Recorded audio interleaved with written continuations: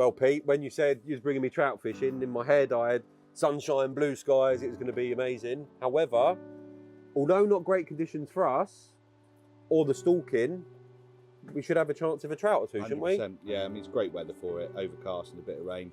I'll say a bit of rain. As a newcomer to fly fishing, like you said, Chalk Springs for me is several ponds. I can work my way around, hopefully get a tug there, a bite there, work up to something bigger. So there should be plenty to go at. Perfect. Yeah, exactly right. Right, you can tell me more, tell me what I need to do, and we'll go and get started. 100%. Coming in.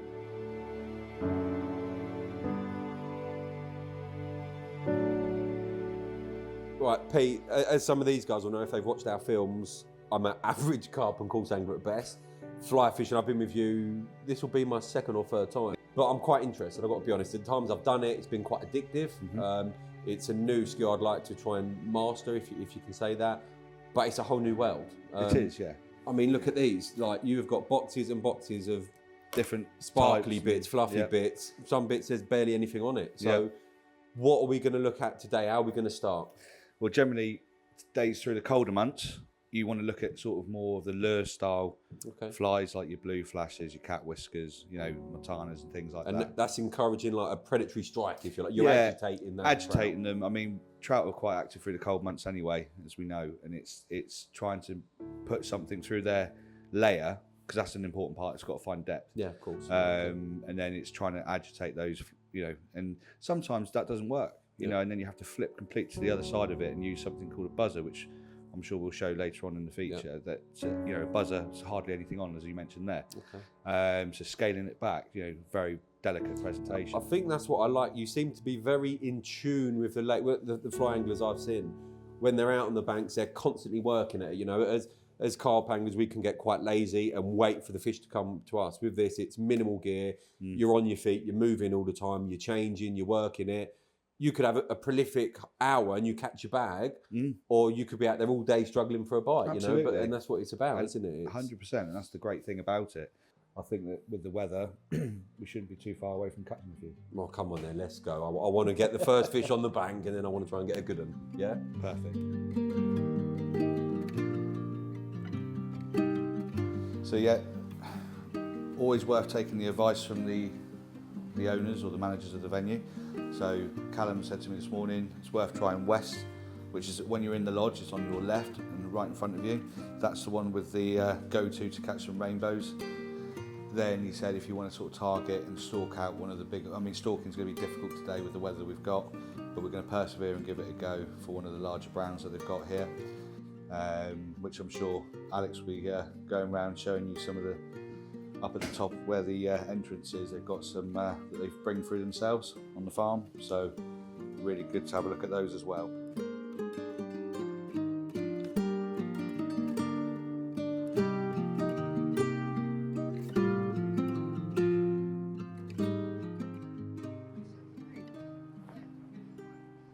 This is quite frustrating. I'm getting follows. There's a nice blue there, but I can't actually get any takes, Pete. They're following it. Yeah. But I don't know if it's my retrieve or I just can't seem to tempt that final aggressive bite. Have you had any pulls? No, no pulls whatsoever. But they're always intrigued. No. They like the look of it, but I'm not getting anything. Yeah, try slightly slower retrieve then. A slower retrieve, okay.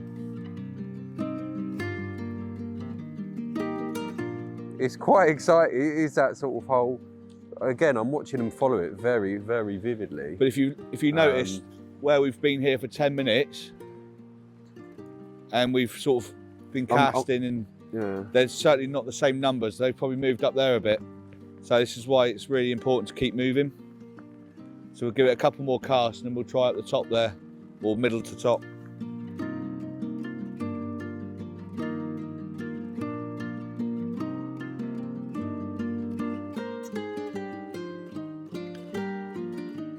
How about that, mate? Yeah, First not bad. one, Yeah, 10 minutes in. It just shows you're persevering in this weather. Yeah, you can grab them, and there's plenty out there shoaling up, and very, very active. Blue flash? It was a blue flash, yeah, that caught this one. Amazing. So yeah, we're just going to focus on trying to get something slightly a bit bigger. Yeah. This one's going to go in the bass bag. Great start, and go and get something a bit special now. Get that done. I'm going to Yeah. poach a spot. See you in a bit. That's a nice thing though, especially. There's a nice fish out there to your left. Yeah, me being a beginner, it's nice. If I was on a reservoir and I can only cast 20 yards at best, I'd feel like I weren't working the water and I'd be quite disheartened. Whereas here, the sort of the smaller lakes, I always feel like I'm in with a chance, you know? I'm getting amongst them, but maybe There's a some change nice of rainbows fly. out there. There's plenty out there, Dan. Can you see them? There's about, I can see about 6 to 8 out there. The lovely thing about this Here we go. is Here we go. I've even got to on follow. an overcast day today, the water here is so clear. Yeah. You can actively Here we see go. it, I've got to you follow. know. I've got to follow. I could do with window wipers on my glasses. Is he going to take it? Is he going to take it? Is he going to take it? Oh, Yes. Yeah, boy. Nice. How about that? Absolutely. How good does that feel? Mate, oh, it's fantastic. It's such explosive action and watching them. I know I keep likening it to carp fishing, right? But one of the best things for me for carp fishing is float fishing on the top. Yeah. Or stalking them in the edge. 100%. And this is that visual. And again, the clarity of water here. Unbelievable. And they fight, don't they? They do put up a good scrap. Oh, yeah. But again, you can work so many swims and you can be quite select, though. And that's what today's about for me. I want to try and catch. And the great thing with venues... I've only caught them up to a couple of pounds. So anything over £5, I'm going to be buzzing. And if I catch a double, well, I might just treat you to dinner on the way home. How about that? That sounds epic. Nice. Nice. Woohoo! Go Dan, Team Dan. Woohoo! Nice fish. Well done. Nice. I find it so rewarding. It's great fun, mate. Honestly, I tell you. Does anyone want to buy any carp fishing gear?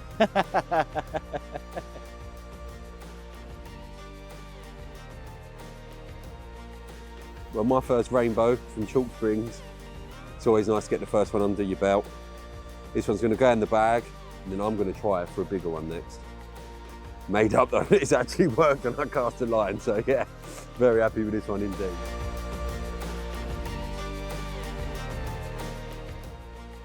Pete, as nice as it is to sit here, I am chuffed to bits. Got off the mark, I'm well chuffed. Like I said to you, watching them in that clear water and watching them follow, boom, bite on. This little humongous, did you call it? Yeah. Silver and white thing, really vivid, so I can focus on that, and then you're watching and you're seeing the whites of their lips. It's that clear here, come in and they're chuffing and having a look, and yeah, made up with that. But we've come in to obviously get out the rain.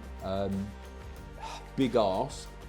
A, I want you to tell me about my casting, so obviously I'm new to this, so I want to improve. And B, I want to get out there and catch a bigger fish and hopefully a brownie.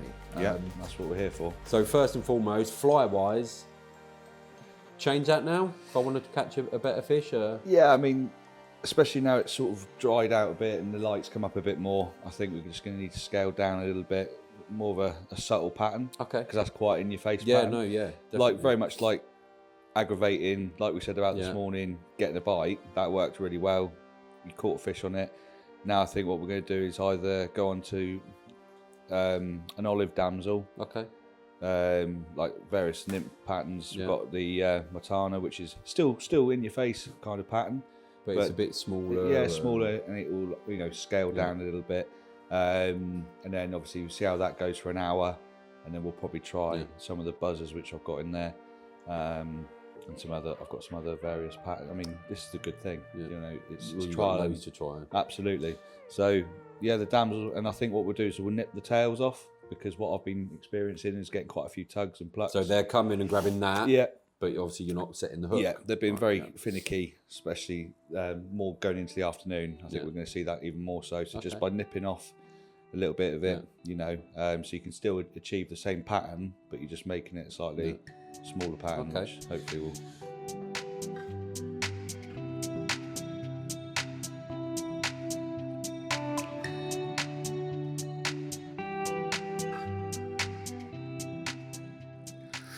Right, so we've got this obviously crosswind coming through now. Yeah. So we're quite fortunate with the back casting, but there are a couple of trees here, so we've got to be guiding through those. Yeah. But we've got to treat it very similar to like what you'll be familiar with like carp fishing, like on the surface, float fishing. let's locate some fish. Yeah. Because that's what we're going to try and achieve, and pick out some of these better fish. Okay, so I want a brownie. How do I differentiate? Yeah, so the markings are very, very dark on top of the brown trout, and so they'll be darker in colour. Yeah, yeah. Generally, so when you look at the rainbows, you'll see them sort of like a, like a silvery, silver, yeah. and you'll see them a mile off, and then you'll see like a darker shape behind, and predominantly that'll be a brown trout. So, it's all about locating them, finding them. So we've got some coming across the back there now. Yeah. Just going behind it. Yeah. That dark. Ah, that's a brownie over there. Yeah. Over there, mate. So we've just got to pick out some of those bigger ones and see if we can get ourselves rewarded with a brown trout.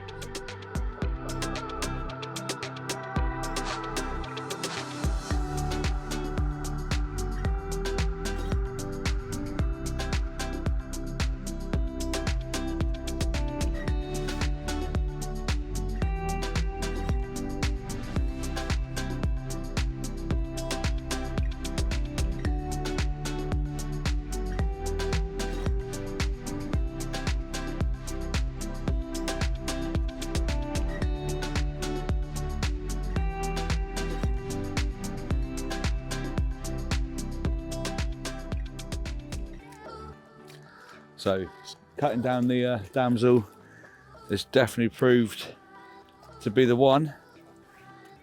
They were just plucking and just plucking and plucking, just taking off that part of the fly.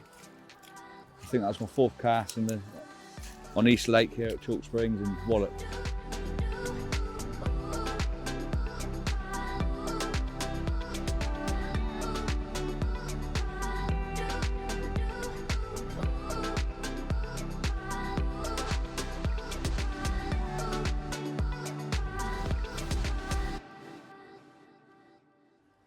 Cracking rainbow. I think it was my 4th cast on the lake, on the East Lake, that we thought we'd give a go for this afternoon. Cracking rainbow on the trim down damsel. It's definitely worked.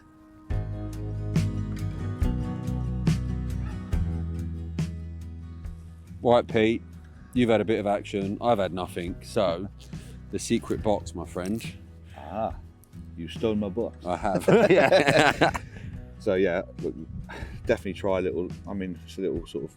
So something bright like that. It's not quite, it's similar to a cat whisker, but it's just a smaller version. What about this one? I like yeah, that one. Montana. Yeah, with the yellow tail. I mean, the thing is, you've got a nice sinking tip on there, and although I'm getting some action with the floating line and across the top, I'm getting the smaller rainbows, which are great to catch. But obviously, we're here to try and target. Oh, I want a big daddy. That's what I'm here for. I think that one with a sinking tip, getting a bit lower down, I think you're going to be in that zone. I'm on it. Leave it with me. So we'll try it.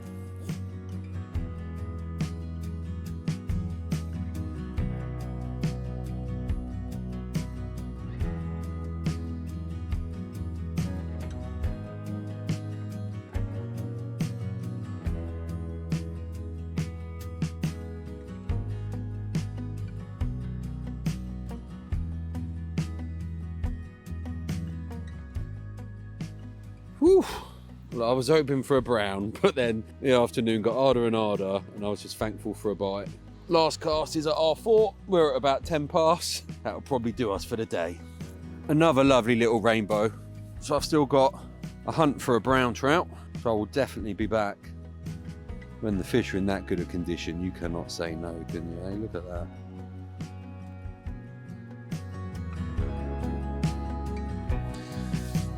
Pete, thanks for putting up for me for a day, mate. My hunt for a big brown continues, or a brown in fact. A couple of rainbows today. It's been absolutely beautiful. Yeah. The glasses are on, even though we haven't needed them. But yeah, what a fishery, eh? Yeah, it's stunning. It's really, really nice, even in the howling rain. But it's been phenomenal. Well, I think we'll definitely be back. Phenomenal site, great fish, incredible stock, beautiful fish farm up there as well. The future's bright for Chalk Springs. The future's bright for Chalk Springs.